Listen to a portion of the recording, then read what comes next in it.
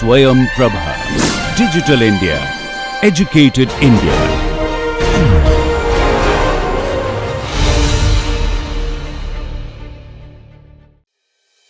This maritime engineering, as you see, is a very special program which has got multidisciplinary input from mechanical, civil, structural, aerospace, naval architecture, chemical engineering, electrical, electronics, applied mechanics. It's a multidisciplinary program. You will find this program is completely different, dedicated to industrial training and thorough capacity building on the new trade of maritime sector. It's a grooming economy which will give you a lot of job opportunities and research frontiers as far as India is growing. And the Blue Corridor effect, which is planned by Government of India, is one of the important mission which requires maritime engineering growth to happen in the country. So this program caters to expected that capacity building in this program. Friends, this is part of a material science engineering laboratory which becomes one of the teaching aid for the maritime engineering program. So when you talk about materials innovation in maritime industry, though concrete and steel have been conventional candidates of choice for engineers, for example, we have titanium vessels, high-speed craft boats made of fiberglass. These are all advanced materials which actually do not come across conventional standard design code of practices. We conduct box furnace test, tube furnace test, vacuum arc melting, induction melting, vacuum induction melting, vacuum sealing unit, which are all present in this laboratory is a small segment of material science laboratory. Friends, a typical furnace where the operating temperature for testing specimen can go as high as 12 degrees Celsius. Generally at room temperatures and ambient condition, the mechanical properties will not alter much.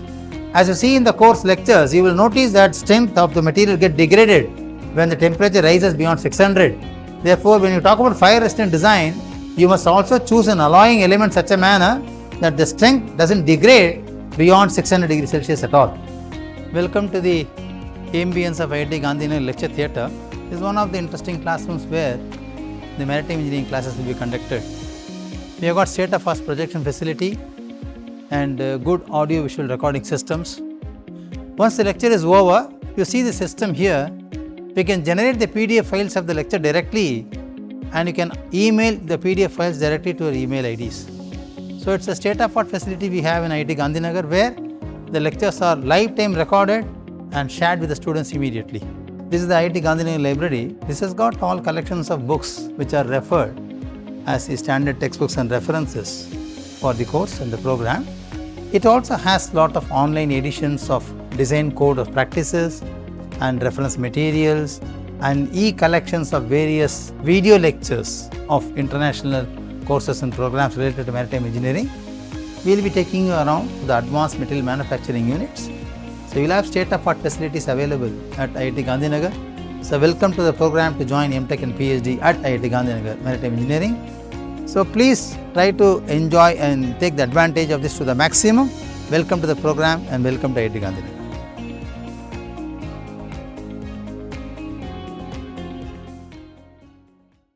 Welcome friends to the lecture on maritime structures under special loads like fire, blast and explosion offered by the Department of Maritime Engineering at IIT Gandhinagar. This is an additional level of learning in this particular course where we are going to talk about the flammability diagram and its use in fire and explosion safety. Flammability diagrams are very important conceptual development happened in all hydrocarbon industries or even in industrial structures where flammable chemicals are handled. It becomes an inevitable part of controlling the fire accidents and explosion accidents, reducing consequences of these accidents, and with the modern art and power, we can also use artificial intelligence to tune up the sequences which can cause fire accidents. Therefore, flammability diagrams can become very important input to these kind of control mechanisms where these fire accidents or explosions can be averted. So now, as a part of maritime engineer learning exercise, we must know what is a flammability diagram what are flammable characteristics of any hydrocarbon, any liquid or any gas or solid. So, how to draw this diagram and later on how to use it for controlling fire accidents or mitigating at least the effects or consequences of these accidents. So, welcome friends to the lecture 14, where we are going to discuss about flammability diagram and its use in every industrial structure, but we will relate our discussions only to hydrocarbon industries.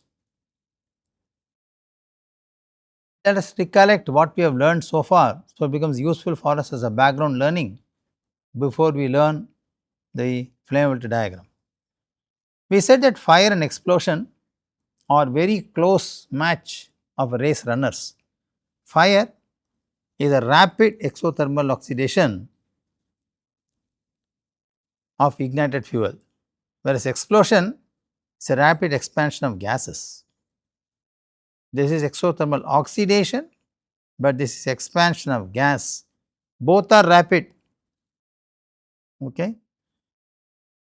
Explosion results from rapidly moving pressure wave or shock wave. So, explosion actually propagates. Fire also spreads, no doubt, but explosion propagation is handled in terms of shock waves or pressure waves. The fuel which can catch fire can be solid, liquid or vapor form, whereas the explosion can be only mechanical or a chemical reaction.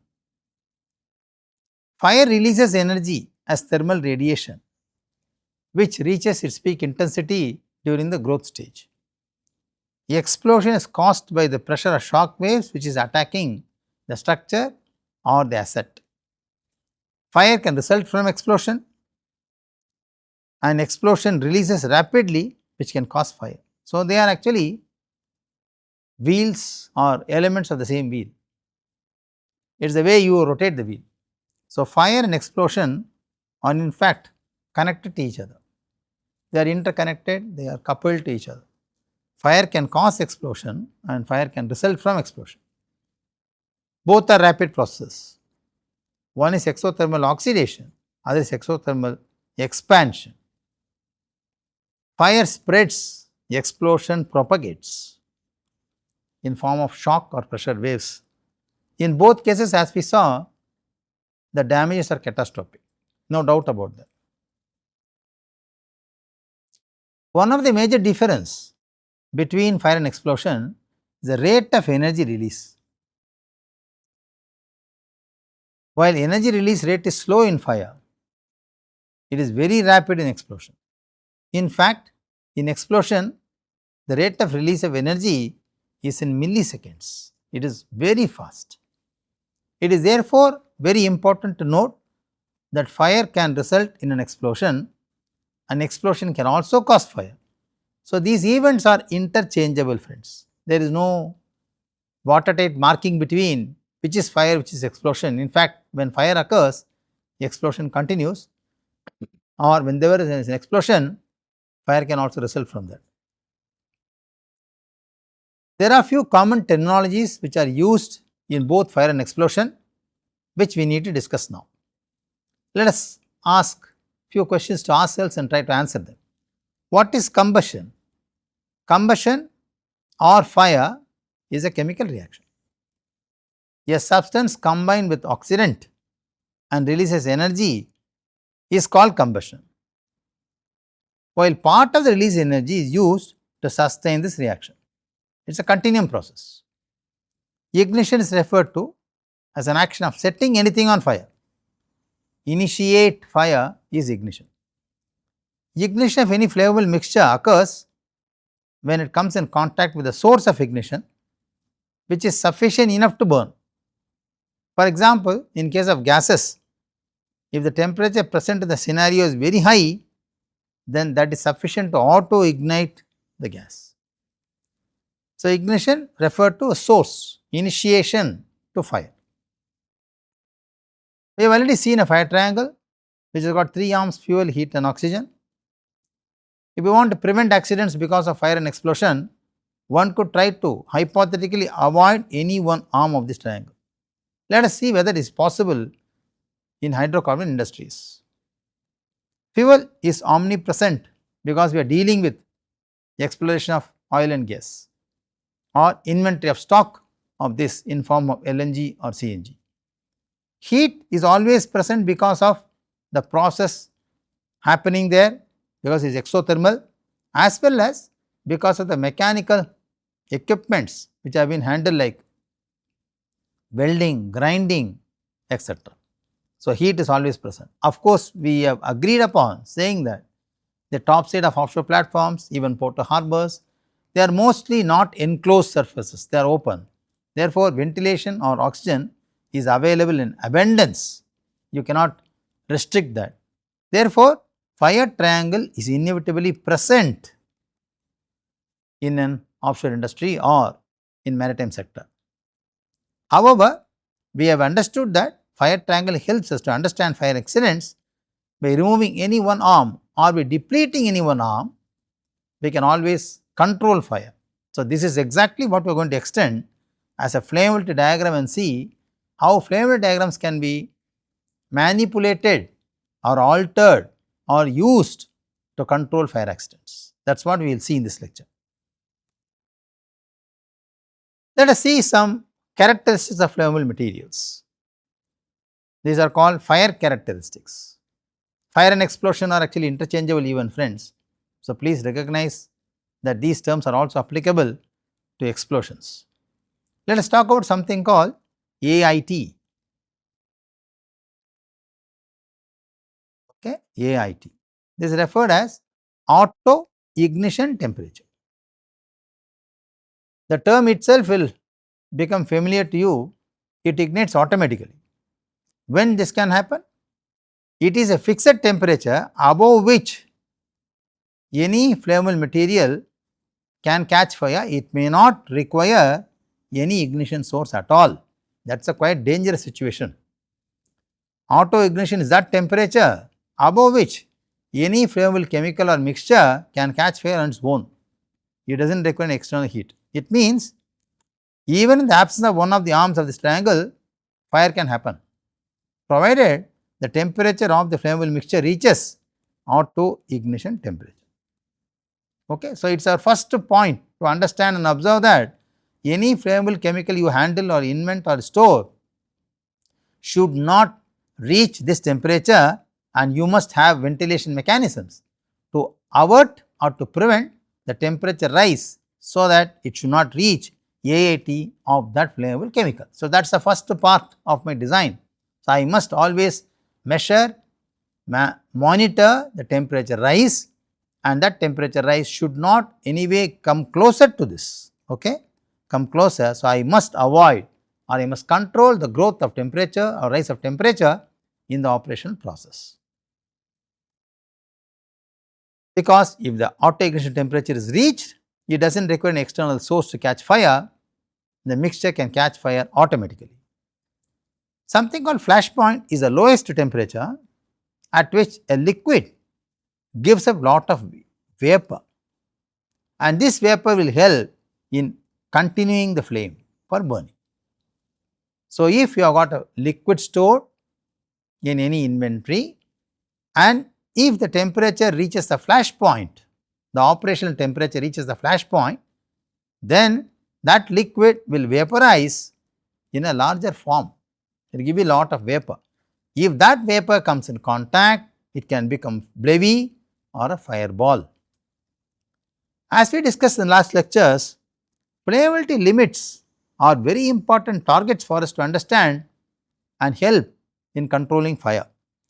Flammable limits are the range of vapor concentration that could cause combustion. There are two limits, lower and upper. Lower limit is that limit below which the mixture will not burn because the mixture is too lean. Upper limit is that limit above which the mixture will not burn because the mixture is too rich. So, if I am able to maintain my temperature or the limits of flammable limits of the mixture above UFL or below LFL, by any chance I release the mechanism in such a manner or deploy control mechanisms in the operational sector in such a manner that the flammable limits, either it is below the lower limit or above the upper limit, then there is no fear of fire. It will not catch fire at all. The mixture will not catch fire. Friends, it is on this point where we are going to use the flammability diagram and control fire. So, it is one of the intelligent ways of handling. One basic requirement is the temperature should not touch AIT, and you are storing any liquid, it should not touch the flash point. This is the basic requirement in design. However, this can be taken care of easily by monitoring the temperature rise, and then one can always put some mechanism in such a manner in place so that this temperature rise can be controlled. However, we can also alter the flammable limits of the mixture. Let us see how later on we will talk about, because the flammable limits depends on the mixture. The mixture is fuel plus air. So, either I pump more air or I stop pumping more fuel. So, change the mixture composition such that the flammable limits now change. When they change, then my temperature will be either below LFL or above UFL. Therefore, that mixture will not catch fire. There is something called limiting oxygen concentration. The term limiting will help us to learn what is the importance of this. It is a minimum oxygen concentration which is required for combustion process or ignition to happen. If your oxygen concentration is below this, combustion or fire accidents cannot occur. So, depleting oxygen in a contained vessel or scenario can also be a method by which I can control fire, because to ignite or the combustion process to activate, I need minimum oxygen concentration. You know, this is one of the arms of the fire triangle. So, if the minimum oxygen concentration is not available to me in the working sector of the platform, I can always say the combustion is not possible. LOC is expressed as percentage volume of oxygen, is some percentage of oxygen. That is what we say. Usually for hydrocarbons, it is 12% of oxygen. If I have oxygen concentration less than 12% of that in air, it will not catch fire at all. Okay? So, limiting oxygen concentration is that minimum oxygen concentration required in the atmosphere to avoid fire. If the oxygen concentration is above this, then it will activate the combustion process automatically. Okay? We already learnt about the importance of auto ignition temperature, AIT. AIT is that temperature, a fixed number, fixed value in kelvins or in degree Celsius, because one can be converted to the other, above which the material may not require any external source of ignition to catch fire. It will automatically ignite. That is why it is called auto ignition. Auto ignition of any flammable substance is that lowest temperature at which it ignites automatically or say spontaneously. It does not require any ignition source. Under such cases, the temperature alone provides sufficient energy to induce combustion.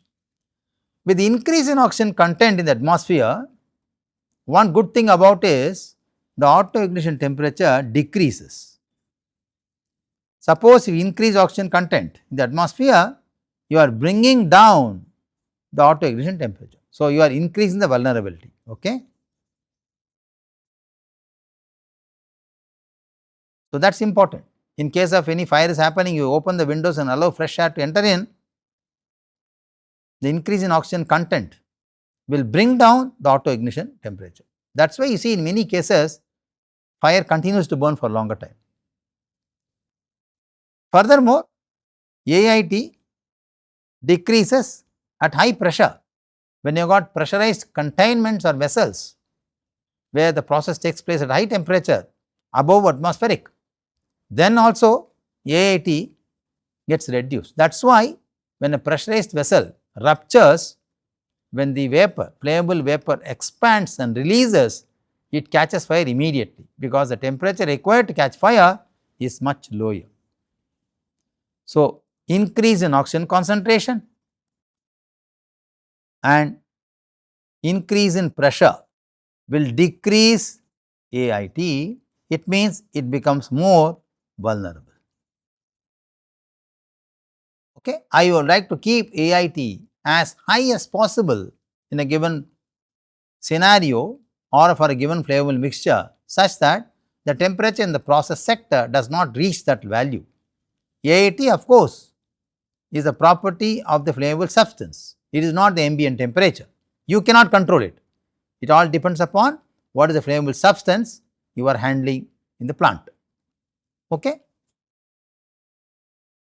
The time taken for a flammable mixture to reach AIT is given by this equation. How much time it takes to ignite, which depends on the thermal conductivity, the density of the material, the specific heat capacity, and of course, the auto ignition and initial temperature of the material, ambient temperature of the material. And Q double dot or Q double prime is the heat flux density of the material. We have already seen how to compute the heat flux density for different components that can ignite or burn. And there is a big table also, it is available. We showed you how to compute them, how to conduct experiments to compute or to calculate heat flux in a given scenario. That is what we call as fire load. So, if I know the thermal conductivity, density, specific heat value of the flammable mixture, and if I know its auto ignition temperature and the ambient temperature and the heat flux density, can always compute what is the time required to reach auto ignition. This is very important, friends. Suppose if I know the time required to reach auto ignition, then I can always plan my evacuation or my emergency response planning can be done within this time. That is number 1. This can help us to mitigate the consequences caused by fire and explosion. The second one is can always raise an alarm to evacuate public. So, I can reduce fatal accidents. Thirdly, can always intimate or alert the firefighting people to be in position, so that the consequence can be reduced. So, all these are part of fire protection systems for which I can always use the flammability diagram or the flammable characteristics of the composing material to plan all these aspects. Having said this, let us talk about what is called spontaneous combustion. Spontaneous combustion occurs when there is increase in temperature. One can ask me a question, how there can be increase in temperature? Generally, the increase in temperature is not because of external source of heat. It can also come from exothermic internal reaction offered by the flammable material itself. This initiates self-heating of the material and results in what we call thermal runaway or auto ignition. So, the internal combustion reaction, which is usually exothermic in nature, can also result in spontaneous combustion. Spontaneous combustion occurs in materials that generally possess relatively low ignition temperature. There are some materials available in the literature, for example, hay, straw and peat. That is why you see generally straw stock fields always catch fire faster, because auto ignition temperature is very low for these kind of products. These materials releases heat either by oxidation in the presence of moisture and air, or even they release heat by bacterial fermentation. That is why generally you see in biogas plants or bioweeds which are used for heating purposes, one has to be very careful because the AITs of these are much lower. So, they can have spontaneous combustion because of the exothermal reaction they offer during the bacterial fermentation, which can also cause a thermal runaway. Furthermore, friends, flash point of any chemical, I am talking about vaporizable chemical, what we say as fuel. Any vaporizable or any flammable mixture is a fuel for me. Okay? Fuel does not mean only oxygen, diesel and petrol. Any flammable material or mixture is a fuel for me.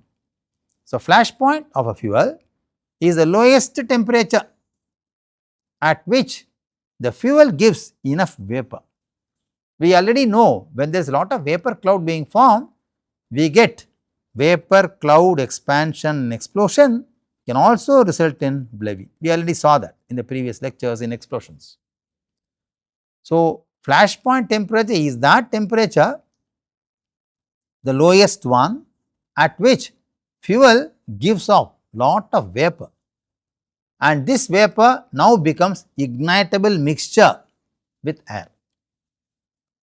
Friends, flash point temperature does not depend on ignition source temperature. You do not compare what is the source temperature available at my place. Flash point temperature does not depend on the ignition source. Okay. On the other hand, the ignition source temperature usually is higher than the flash point. Usually it is higher. What does it mean is, by looking at this term flash, do not think that it will catch fire immediately. Auto ignition is much higher temperature than flash. Okay. But it is the lowest temperature at which vapor cloud is formed. If this vapor cloud mixes with air and it expands and it has got a source of heat, it catches fire. That is the danger here. Flash point is one of the descriptive characteristics of fuel which is used to distinguish flammable and unflammable fuels. Okay? It distinguishes that. Flash point actually is an empirical measurement rather than fundamental physical parameter of any fuel. The experimentally measured values of flash point of any chemical or fuel vary with the equipment and test protocol variations. Okay? So, of course, there are chemical engineering tables available which helps you to know flash point of every volatile chemical. Let us now move on to another important characteristic which is called stoichiometric balance. Stoichiometric balance is a chemical equation which helps us to know what is going to be the stoichiometric concentration of any chemical or flammable admixture. It is actually a relationship between the substances present in that chemical which promotes combustion reaction. Why we are talking about combustion reaction? Friends, we know already that fire is a chemical reaction. Stoichiometric balance is therefore a ratio of whole integers which includes the relationship between or in a balanced chemical equation. For example, let us look at this chemical equation. This is an hydrocarbon, hydrogen, carbon, oxygen, hydrocarbon. So, m moles of carbon, x moles of hydrogen, y moles of oxygen combines with oxygen, that is environment air, forms carbon dioxide and steam or vapor. It is a simple chemical reaction. Let us look at the stoichiometric concentration from this reaction. The stoichiometric concentration is given by the percentage of Z by 1 plus Z, where Z is given by summation of moles of carbon and 1/4 of hydrogen and half of oxygen present in a balanced chemical equation. In a balanced chemical equation, we can then find the stoichiometric concentration with this equation. Once you know the stoichiometric concentration, the upper and lower flammable limits of that mixture can be also computed. Upper is about 3.5 times of this and lower is about 0.55 times of this, provided these two are understood and expressed in terms of percentage of oxygen. That is very important, friends. Okay. You can also express these limits in terms of percentage of fuel. That is very important to understand the difference. LFL and UFL can be expressed in terms of percentage of fuel in air, in terms of percentage of oxygen also. Okay. So, if you want to find out these limits in terms of percentage of oxygen, you can use the stoichiometric concentration relationship, which is computed based on the balanced chemical equation or chemical reaction, and once you know this concentration, you can use these equations to compute the limits. And we already learned what are the consequences or importance of these limits in controlling fire accidents. Now, let us pay more attention to understand the flammability limits. Let us say, for example, diesel, which is a fuel, has LFL as 0.6 percentage volume, which means that an explosion cannot occur even in the presence of external ignition source if the atmosphere has less than 0.6% diesel fuel. How to compute this? How to check this? Because you must have seen when you fill fuel in petrol stations, you must have noticed that they will be having something called explosimeter. Explosimeter is shown on the screen here. Okay, this explosimeter will always measure the concentration of this diesel or petrol or any flammable fuel in air in the digital indicator here. Okay, this is also called as combustible gas detector. It is a very handy equipment which looks like a cell phone or a walkie-talkie weighing less than about 200 grams or about, let us say, even 300 grams, which a petrol pump generally gets installed, and all petrol pump supervisors will be having it in their hand. So, this will give me instantaneously the fuel concentration in air. For example, this is tuned in such a manner that if this concentration goes beyond the limit of petrol and diesel, this will raise an alarm. The light will glow, this sound will come. Okay. This is a very simple instrument used in detecting and then controlling fire accidents. Explosimeter. It used to detect the measure of combustible gas present in the atmosphere. If it exceeds the limit of LFL, this is LFL, lower flammable limit, if it exceeds that, an alarm is raised and then immediate safety measures are activated. Upper limit, of course, is the highest concentration expressed again in percentage of gas or vapor or in air, which is capable of producing flash fire in the presence of external ignition source. Concentrations higher than LFL are termed as too rich mixture and lower than UFL are too lean mixtures. Therefore, one must check that the lower and upper limits, if the flammable mixture has got the limits within these values and the ambient temperature is within this, the fuel mixture is likely to catch fire, provided there is an external source of ignition. So, if you avoid the external source of ignition, even though the flammable mixture is having limits within this, it will not catch fire. Okay. On the other hand, if the flammable mixture content is varied and the lower flammable and upper flammable limits are altered in such a manner that it is coming below or above UFL, then again you will not catch fire even there is any external source available. So, these are some methods by which I can always monitor carefully in a process plan to mitigate the consequences or to control fire. National Fire Protection Association NFPA prescribes flammable limits of few gases. NFPA classifies liquid and gas as class 1A, B, C, etc. based on the flash point and the boiling point. Let us see how this table looks like based upon NFPA classification for different fuel, for example diesel, for example methane, which is identified as a flammable gas.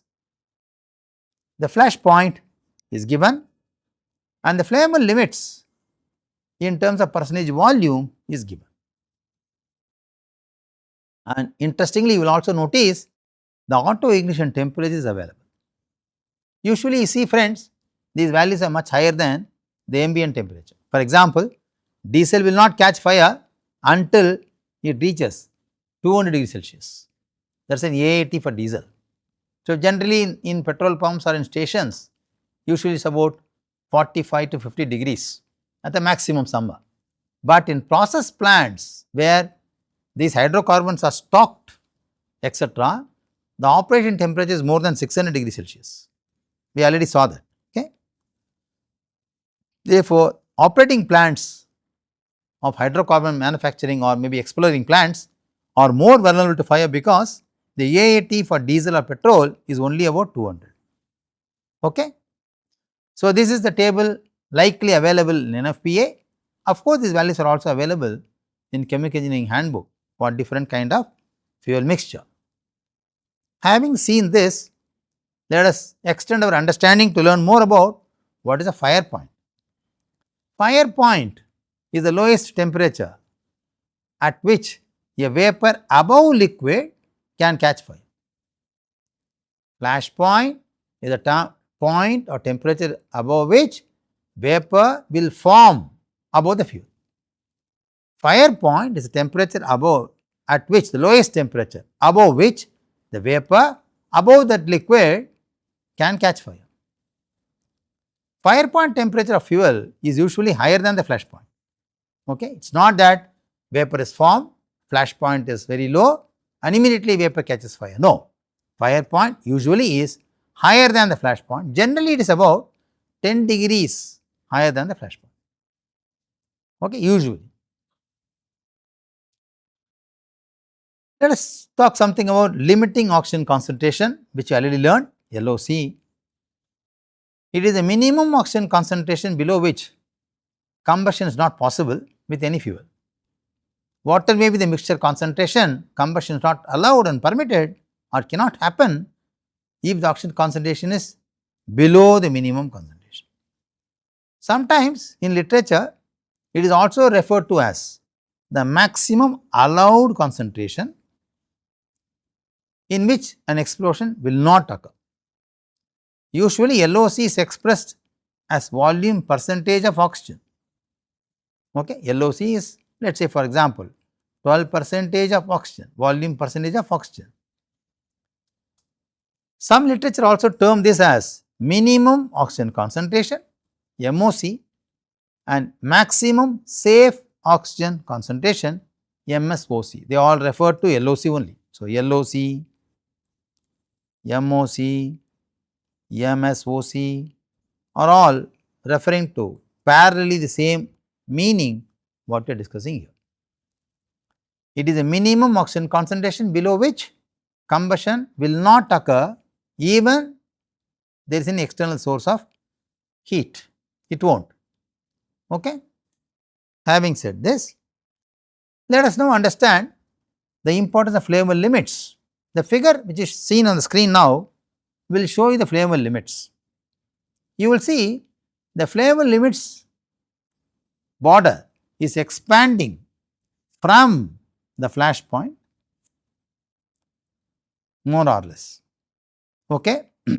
Now, till certain temperature LFL and UFL are constant. After this temperature it keeps on increasing. Okay. So, it is at that temperature it expands much. We call this as auto ignition temperature. Okay. So, UFL increases with rise in temperature. You know, flash point, the temperature keeps on rising. AAT is much higher than the flash point, we all know that. So, temperature keeps on increasing. With the increase in temperature, UFL keeps on increasing beyond the ambient temperature, while LFL keeps on decreasing beyond the ambient temperature. Beyond the ambient, LFL keeps on decreasing.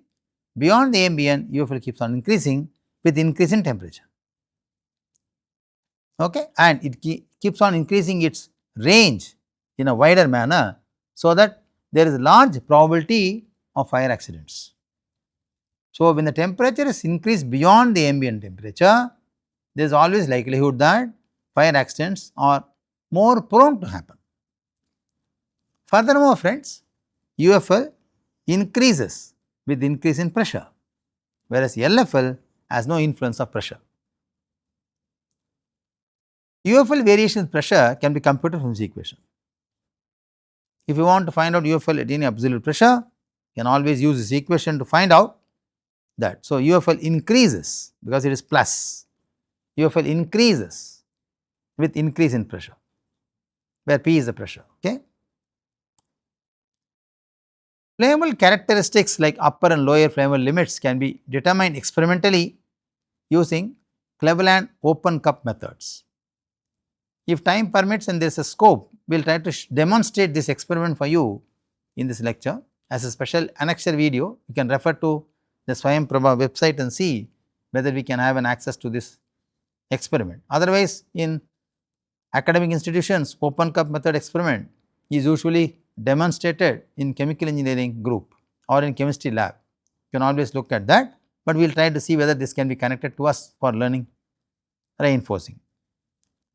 If you know the boiling point of liquid,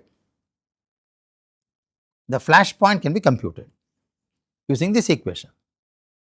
Of course, this equation is empirical, has got constants A, B and C, where you know the boiling point of liquid, you can always compute the flash point. The constants A, B and C can be referred to from this table. For different chemical, these constants are available.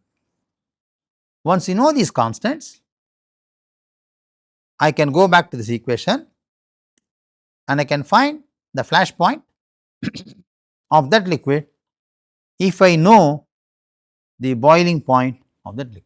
We already know the importance of flash point, we have learnt it in the previous slide.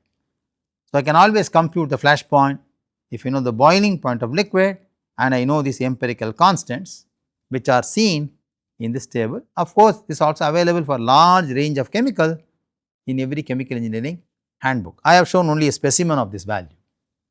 Okay. Now, friends, let us move on to understanding flammability diagram. Flammability diagrams show the control of flammability mixture in this. So, it is also called as ternary plot because they have got triangular shape. Flammability diagram helps us to understand whether a given mixture is flammable or not. This is helpful to prevent fire. Let us look at this figure. I will explain how to draw this figure. It has got three arms: the nitrogen arm, the fuel arm and the oxygen arm. So, it is a triangle. Let us say there is an order by which I make this. Make the nitrogen arm as a base of this triangle and move anticlockwise. So, 0 to 100, then again 0 to 100, then again 0 to 100. So, move it anticlockwise. So, nitrogen, fuel and oxygen. Nitrogen is the base, okay, of this triangle. So, triangle can be drawn. Then we will explain step by step how to draw this figure. So, first part what we understand is a ternary plot where there are three arms: nitrogen, fuel and oxygen, and the arms are marked in such a manner that apex of nitrogen is origin of fuel, apex of fuel is origin of oxygen, apex of oxygen is origin of nitrogen, and so on. Okay. We want to construct the flammability diagram for a given mixture. So, what do? Mark the three arms of this triangle first in an anti-clockwise manner. Okay. Then mark the second step, then mark 79% of the nitrogen arm because it is the percentage concentration of nitrogen present in atmosphere. It is usual, okay, it is about 17 and 80%. So, it is actually the concentration of nitrogen in atmosphere, rest is oxygen. Okay. So, we mark 79%, I go to this figure and mark 79%. Okay. Join this with the apex of fuel and draw this line. Okay. This line is called air line. I repeat again, take 79% on nitrogen arm, connect this to the apex of fuel and draw the line. This is called air line. Okay. So, we have finished the triangle, we have drawn the air line. Okay. Then move on to the next step. We have drawn the air line. Then I mark the LFL and UFL of the fuel on this air line. How do you do that? You know the LFL and UFL values of the fuel in air. Extend these from the fuel arm and project them to the air line. So, what you should do, go back to this figure. If I know what fuel I am handling, mark the LFL and UFL of that, and then let us say LFL is here, I will go to this figure and explain. LFL is here of the fuel is methane here, and UFL is here on the fuel arm. I project this, okay, onto the air line. Okay. I will get these points. If I know LFL and UFL of the fuel, mark them in fuel arm, project them to the air line. Okay. I get these points. Let us say for example, for methane, the LFL is 5.3 percentage of fuel in air and 15% of fuel in air. Okay, this is known from the experiments. So, I mark 5.3 and 15 and extend to the airline and mark these points. Okay.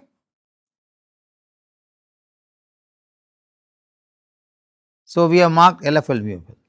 Now, I do the stoichiometric balance and get the stoichiometric concentration, because I complete the chemical reaction, get the concentration of carbon, hydrogen, oxygen, do the stoichiometric balance and get the stoichiometric concentration as percentage of oxygen using this relationship. For example, if I do this for methane, let us say I do this for methane, it is a chemical reaction, I apply this equation, I get the concentration of these, substitute here in this equation and try to find, I get that as 66% of oxygen. So, what I do, I mark 66% of oxygen, because oxygen arm is 0 is here, okay, 0 is here, and connect this to the apex of nitrogen, okay, connect this to the apex of nitrogen. So, find out the stoichiometric balance, mark the LOC point on the oxygen arm, connect this to apex and you will get this line, okay, you will get this line, get this line, okay. We also have the limiting oxygen concentration available on the oxygen arm. So, mark that on the oxygen arm, draw a line parallel to the fuel arm. These two lines are parallel. Mark LOC on the oxygen arm, draw a line parallel to the fuel arm. Okay. So, this line will intersect the air line at the point, is it not?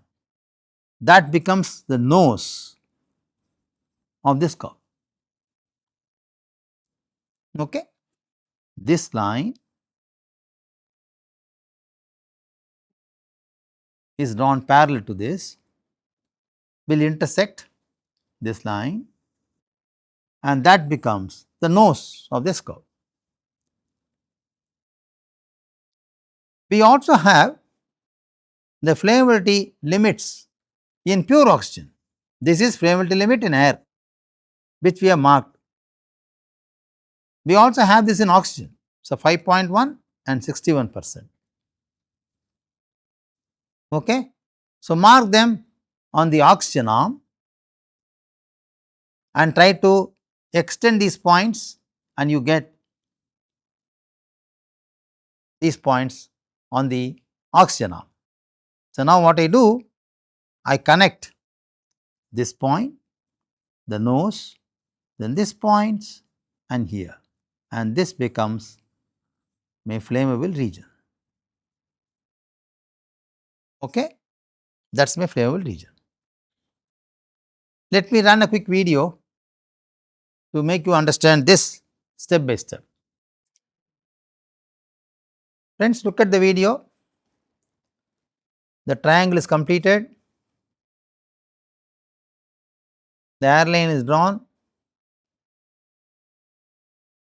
the stoichiometric line is completed, UFL and LFL are marked on the airline, LOC is drawn. Then you also fix up the points of upper and lower on oxygen, draw the nose and complete the flammability zone. We will reverse this figure again for you to learn how we drew this figure. Okay, that is how this figure was drawn. Okay. So, I can easily draw the flammability diagram in this manner. So, friends, let us come to the concluding part of this lecture, the summary.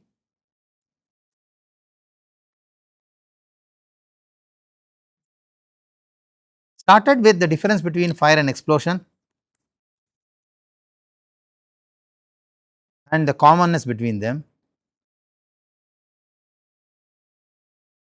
We learnt how they are mutually drawn from each other.